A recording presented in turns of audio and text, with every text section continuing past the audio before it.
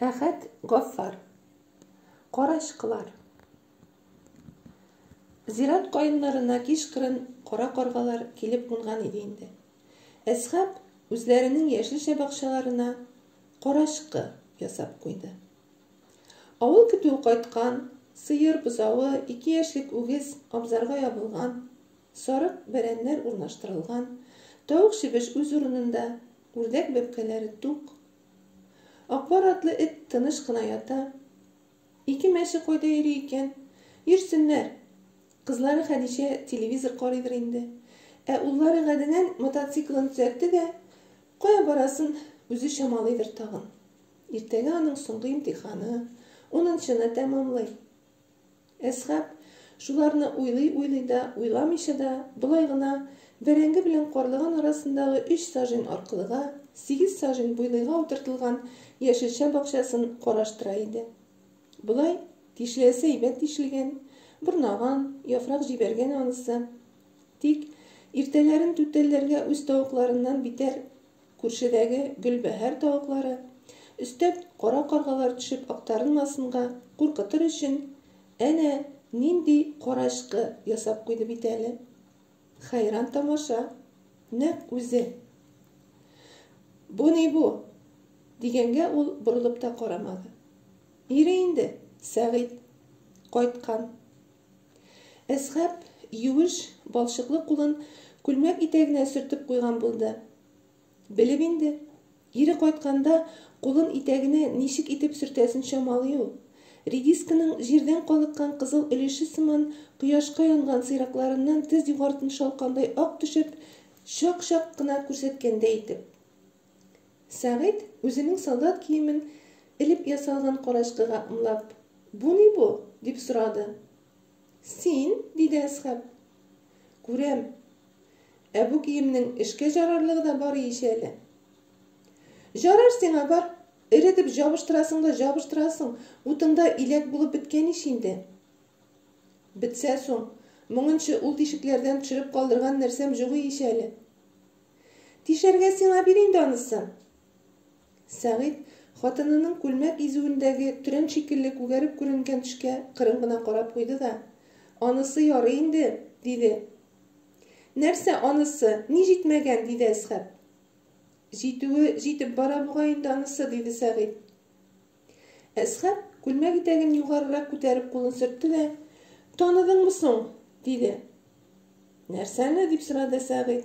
"Бу ни бу?" диде мич. "Син", диде Әсхаб. "Минем гвардия сержанты киемемнән башкасын тапмадыңмы ни?" "Шунысы әйбәт", диде Әсхаб. "Суң, син армиядән кайткач, мин синнән курыккан идем."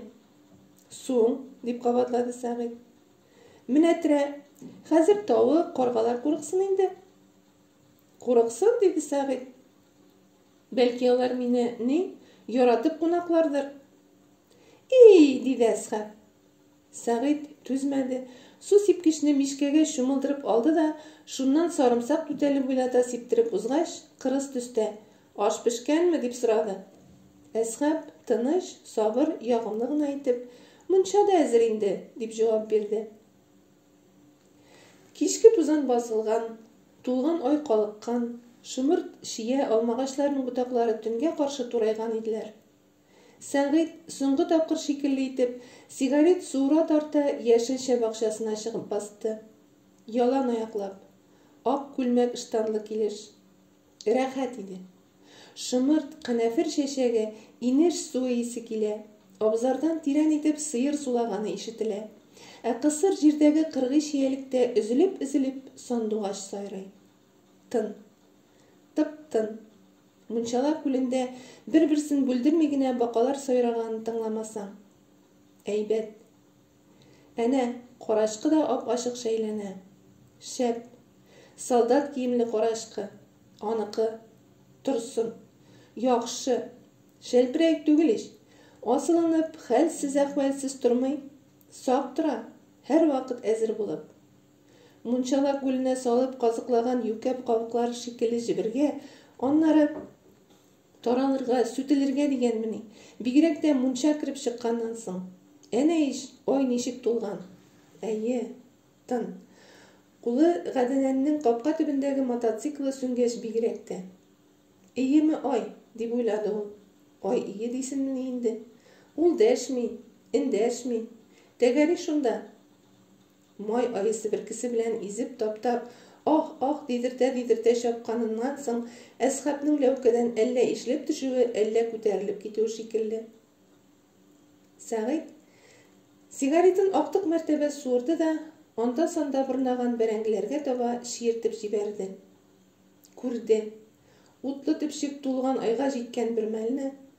Әйе, күрде. Күршесе Вәдитнең хатыны Гөлбәһәр дә үзләренең яшелчә бакчаларына карашкы куйган икән. Зәңгәр күлмәк кидертеп. Сәгыйтьнең солдат киемен көтеп тә киелмәгән, тузмаган, туздырылмаган крепдешин күлмәген.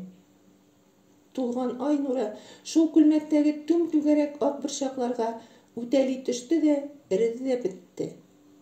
Сәгыйтьнең кырыс кына саркып чыккан ике бөртек күз яше сыман. Ул йокларга кереп китте. Ай тәмам калыккан, шомырт, шия, канәфер, алма агачларының чәчәкләре кояш чыкканчыга хәтле шәлперәйгән иде әле.